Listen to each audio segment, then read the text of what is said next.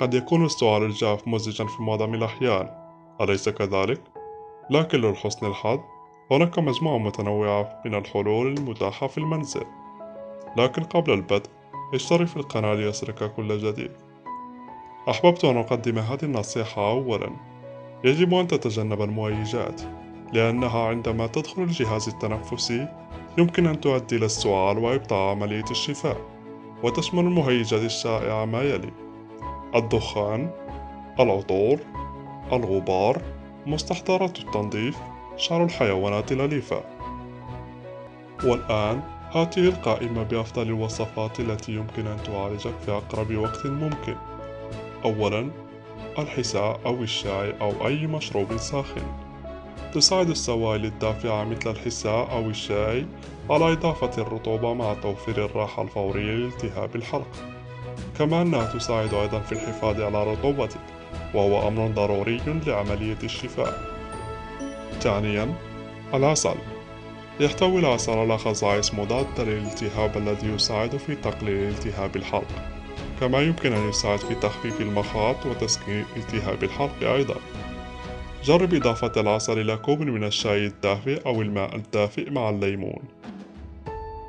ثالثا، الغرغرة بالماء المالح.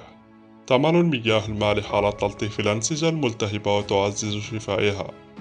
اخلط نصف معلقة صغيرة من الملح في كوب صغير من الماء الدافئ، ثم قم بإمالة رأسك للخلف وغرغره برفق لمدة 30 ثانية، ثم ابصقه. لا تبتلع الماء المالح أبدا. رابعا، الأعشاب.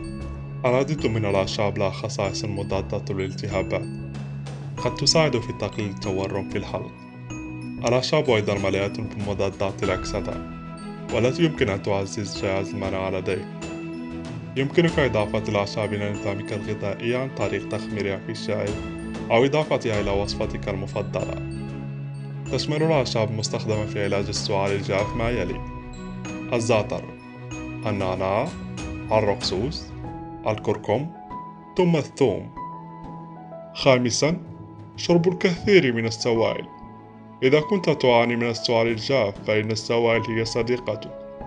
البقاء رطبا سيساعدك على ضمان البقاء الحلق رطبا حتى يتمكن من التعافي بشكل صحيح.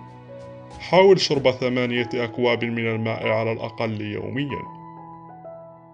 لا تنسى إذا أعجبك الفيديو الضغط على زر إعجاب واشترك ليصلك كل جديد.